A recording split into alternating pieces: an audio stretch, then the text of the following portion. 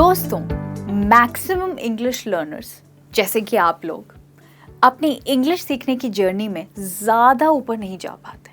और ऐसा क्यों है?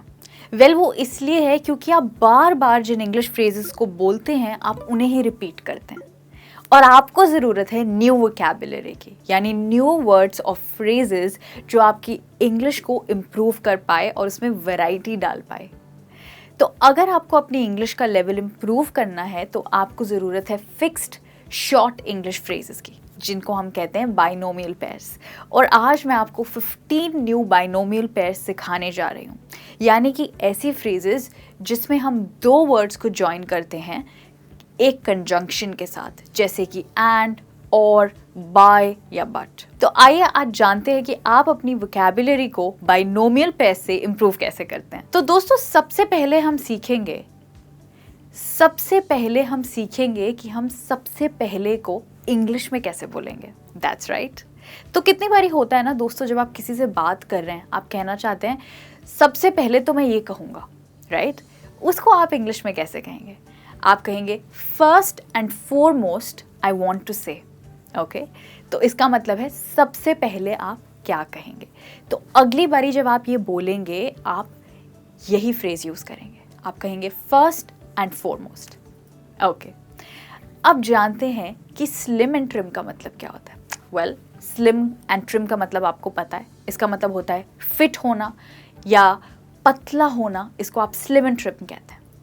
अब अगर कोई व्यक्ति वर्कआउट करता है फिट रहने के लिए तो उनके लिए आप कह सकते हैं she works out to stay slim and trim, यानी वो स्लिम एंड ट्रिम रहने के लिए वर्कआउट करती है। अब ज़रा सोचिए कि स्लिम एंड ट्रिम को हम और कैसे इस्तेमाल कर सकते हैं। अब अगर आप अपनी कंपनी की बात कर रहे हैं, आपको लगता है कि आपकी कंपनी में खर्चा बहुत ज़्यादा हो रहा है, उसके लिए आप कहेंगे कि हमें अपने कंपनी के खर्चे को कम करने की ज़रूरत है। उसके लिए आप कह सकते हैं we need to slim down and trim our companies expenses, यानी हमें अपने कंपनी के खर्चों को कम करना है। ओके, तो इस तरीके से भी आप स्लिम एंड ट्रिम का इस्तेमाल कर सकते हैं। अब अगला फ्रेज है विम एंड विगर। वेल दोस्तों, मैं यहाँ पे बर्तन धोने वाले विम की बात नहीं कर रही हूँ। यहाँ पे विम का मतलब है एनर्जी यानी ऊर्जा, और विगर का मतलब है दम, जिसे कहते हैं फिजिकल स्ट्रेंथ या ताकत। तो जब आप पूरे जोश और ताकत के साथ कुछ करते हैं तो आप उसे विम और विगर के साथ करते हैं। अब अगर मैं अपनी दादी माँ की बात करूं, वैसे तो वो 80 ईयर्स की हैं, पर फिर भी उनमें बहुत जोश और ताकत है। इसलिए मैं कहती हूँ even though my grand mother is 80, she is full of Vim and vigour. Okay, अब अगर आप वेट रिड्यूस करना चाहते हैं तो आपको क्या करना होगा? वेल, आपको रोज़ एक्सरसाइज करनी पड़ेगी पूरी अपनी शक्ति, अपनी ताकत के साथ, जोश के साथ। इसके लिए भी मैं ऐसे कुछ सलाह दे सकती हूँ। If you want to reduce weight you need to exercise with your vim and vigour, यानी पूरे जोश और ताकत के साथ। अब सोचिए ऐसा कौन सा स्पोर्ट है जिसमें आपको जोश की और ताकत की बहुत ज़्यादा ज़रूरत होती है? सोचिए। वेल, मेरा जवाब होगा कबड्डी। और कबड्डी मुझे देखना इसीलिए पसंद है क्योंकि उसमें आपको अपनी जोश और ताकत डिस्प्ले करनी पड़ती है। तो उसके लिए मैं कहूँगी I love to watch kabaddi because you need to use your vim and vigour in this sport. Okay, तो दोस्तों इस तरीके से आप इस्तेमाल करेंगे विम एंड विगर का, यानी जोश और ताकत। अब कितनी बार दोस्तों हमें किसी ना किसी डिसीजन के लिए इंतज़ार करना होता है, और इंतज़ार के लिए हम क्या कह सकते हैं? हम कहते हैं हिंदी में हाँ देखेंगे क्या होगा। उसी को आप इंग्लिश में कहेंगे we have to wait and see, यानी अब हम कुछ नहीं कर सकते, हमें अब बैठ कर बस इंतज़ार करना है। उसके लिए आप कहेंगे we have to wait and see what happens. हमें इंतज़ार करना होगा और देखना होगा कि क्या होता है। अच्छा, अभी कल की ही बात है कि मैं एक फ्रेंड के घर पे खाना खाने गई और पहले से ही मेरी एक मीटिंग अरेंज थी 8 बजे मुझे एक दूसरी फ्रेंड के साथ मूवी देखने जाना था। पर बाद में मेरी एक फ्रेंड का कॉल आया, उसने कहा चलो मेरे घर पे डिनर पे आ जाओ। मैंने कहा ठीक है। तो मैं उसके घर पर खाना खाने गई, पर खाना खाते ही मुझे निकलना था। पर अब मेरे को लगा कि कहीं उसे बुरा लगेगा तो मैं उसे क्या कहूँ। तो जैसे ही मैंने अपना खाना ख़त्म किया मैंने उसे कहा sorry to eat and run but Natasha is waiting for me, यानी कि खाना खा के भागने के लिए मुझे माफ़ कर दो पर नताशा मेरा इंतज़ार कर रही है। तो इस तरीके से दोस्तों कभी कभी अगर आपको कहीं भागना पड़े, आप कहीं डिनर पे है और आपको बस जाना पड़े कहीं पे, तो आप कहेंगे sorry to eat and run, यानी खाना खा के भागने के लिए एकदम माफ़ कीजिएगा, मुझे पता है मुझे आपके साथ समय बिताना चाहिए पर मुझे अभी कहीं जाना है। अब दोस्तों आपको महंगे रेस्टोरेंट्स में खाना खाना कैसा लगता है? वेल, सबको बहुत पसंद है। किसी महंगे रेस्टोरेंट में डिनर करने के लिए इंग्लिश में एक बहुत अच्छी फ्रेज़ है, उसको हम कहते हैं वाइन एंड डाइन, यानी किसी महंगे रेस्टोरेंट में जाके खाना खाना।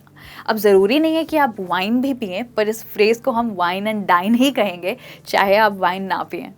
तो आप कहेंगे the wine and dine at this hotel is among the best you will ever find, यानी इस होटल में खाना सारे होटल्स से सबसे अच्छा है। ओके, तो ये है वाइन एंड डाइन, यानी कि किसी महंगे रेस्टोरेंट में लेकर जाना। सो इसके लिए आप एक और चीज़ कह सकते हैं, उसे लगा कि अगर वो उसे महंगा डिनर कराएगा तो वो उसको हाँ कह देगी। He thought that if he would wine and dine her, she would say yes to his proposal. तो इस तरीके से आप वाइन एंड डाइन का इस्तेमाल करेंगे। अब कितनी बारी दोस्तों ऐसा होता है कि किसी चीज़ के लिए हमें कहना होता है कि वह हर समय यही करती रहती है। जैसे कि साक्षी, वो हर समय वो ही टी शर्ट और वो ही जीन्स पहनती है। उसके लिए मैं कहूँगी year in and year out, यानी हर बारी, जिसे हम कह सकते हैं हर साल। अब एक एग्जाम्पल देखते हैं। साक्षी हमेशा यही टी शर्ट और यही जीन्स पहनती है। Sakshi wears this T shirt and jeans year in and year out, यानी हमेशा हमेशा। अब ऐसा बहुत बारी होता है कि हम किसी को कोई वादा करते हैं, वादा करते हुए हम कहते हैं चाहे कुछ भी हो मैं ये करके ही रहूँगा। ओके, जैसे कि लतिका ने प्रॉमिस किया मुझे कि वो मेरे घर पे डिनर पे ज़रूर आएगी चाहे कुछ भी हो। तो पता है उसने क्या फ्रेज़ यूज़ की? उसने कहा I will come for dinner at your place, come hello और हाई, यानी चाहे कुछ भी हो जाए मैं तुम्हारे घर पे डिनर पे ज़रूर आऊँगी। अच्छा, अब मैं आपको हिंदी की एक और फ्रेज़ बताती हूँ, बताइए उसे इंग्लिश में क्या कह सकते हैं? किसी का नामो निशान ना मिलना। क्या कहेंगे इसको इंग्लिश में? यानी कि कोई गुम हो गया है, वो नहीं मिल रहा है, उसको हम कहेंगे नीदर हाइड नॉर हेयर, यानी वो चीज़ हमें मिल ही नहीं रही है।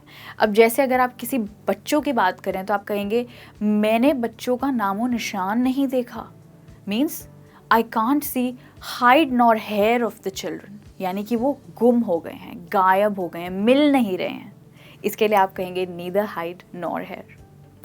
अच्छा, अब मुझे ये बताइए, आपने कछुए और खरगोश की कहानी सुनी है ना, जिसमें इन दोनों की रेस लगी थी। अब कछुए और खरगोश की कहानी में कौन जीता था? वेल, इस कहानी में कछुआ जीता था। और कैसे? बहुत जल्दी जीता था या धीरे धीरे रेस में आगे बढ़ के? You're right, वो धीरे धीरे रेस में आगे बढ़ के जीता था। उसको हम कहते हैं श्योरली बट स्लोली। ओके, तो आप ये कह सकते हैं कछुआ रेस में जीता, धीरे धीरे पर ज़रूर जीता। Tortoise won the race surely but slowly। तो जब कोई चीज़ धीरे धीरे आगे हो रही है पर हो रही है, उसको आप कहेंगे surely but slowly। अब हम जानते हैं कि स्ट्रेट एंड नैरो का मतलब क्या होता है। वेल, स्ट्रेट एंड नैरो का मतलब होता है सीधा रास्ता। ओके, अब अगर कोई रास्ता सीधा है और पतला सा है, वहाँ पे क्या कोई चांस है कि आप कोई गलत टर्न ले लें या फिर आपको आगे रास्ता ना मिले? नॉट रियली, क्योंकि हमें पता है कि रास्ता सीधा है और इसमें कोई गलती नहीं हो सकती। तो इसको आप ऐसी स्थिति के लिए यूज़ करेंगे जब आप कोई गलती नहीं करना चाहते हैं। एक एग्जाम्पल देखते हैं। After being caught by the traffic police for jumping the red light, Raj wants to stay on the straight and narrow. Red light jump करने के चालान कटने के बाद राज फिर से कोई गलती नहीं करना चाहता है, यानी कि he wants to be on the straight and narrow, जिसमें कोई गलती नहीं हो सकती। अब हम जानते हैं कि sweet and low क्या होता है।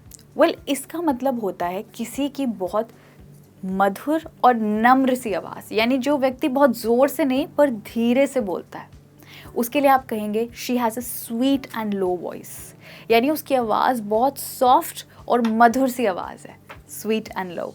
अब मेरा एक दोस्त है महेश, उसने मुझे कल बताया कि उसके ऑफिस में उसको अपमानित किया गया, यानी उसको इंसल्ट किया उसके बॉस ने किसी पर्सनल रीज़न की वजह से। और पता है उसने क्या किया? आपको क्या लगता है उसे क्या करना चाहिए था? अगर आपको काम पे इंसल्ट किया जाएगा तो आप क्या करेंगे?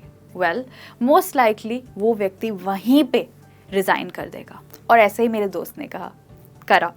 After being insulted at work, Mahesh resigned then and there, यानी काम पर अपमानित होने के बाद उसने वहीं पर इस्तीफा दे दिया। तो जब मुझे कहना होता है कि किसी व्यक्ति ने वहीं पर कोई चीज़ कर दी, उसके लिए मैं कहूँगी देन एंड देयर। दोस्तों, जब अगर आपके किसी क्लोज फ्रेंड से कोई गलती हो तो आप क्या करते हैं? क्या आप उन्हें माफ़ करते हैं? वेल, नहीं करते हैं तो आपको करना चाहिए। और माफ़ ही नहीं, आपको उन्हें उनकी गलती को भूल भी जाना चाहिए। और इसको हम कहते हैं फॉरगिव एंड फॉरगेट, यानी किसी की गलती को माफ़ करना और भूल जाना। अब अगर आपसे कोई गलती हो गई है तो आप अपने फ्रेंड से रिक्वेस्ट कर सकते हैं, can you please forgive and forget, यानी कि क्या तुम मेरी गलती माफ़ कर सकते हो और भूल सकते हो? Can we be friends again, क्या हम फिर से दोस्त बन सकते हैं?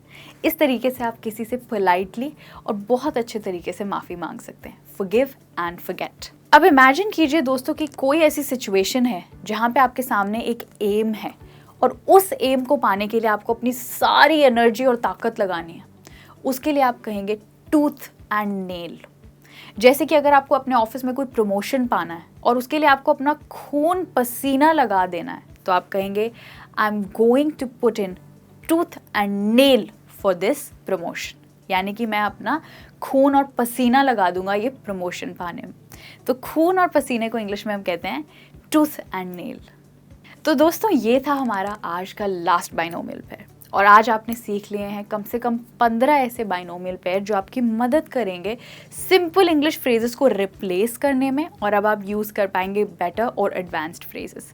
तो याद रखिएगा कि अगली बारी जब आपको कहना हो कोई भी चीज़ के लिए कि सबसे पहली बात तो ये है, तो आप कहेंगे फर्स्ट एंड फॉरमोस्ट।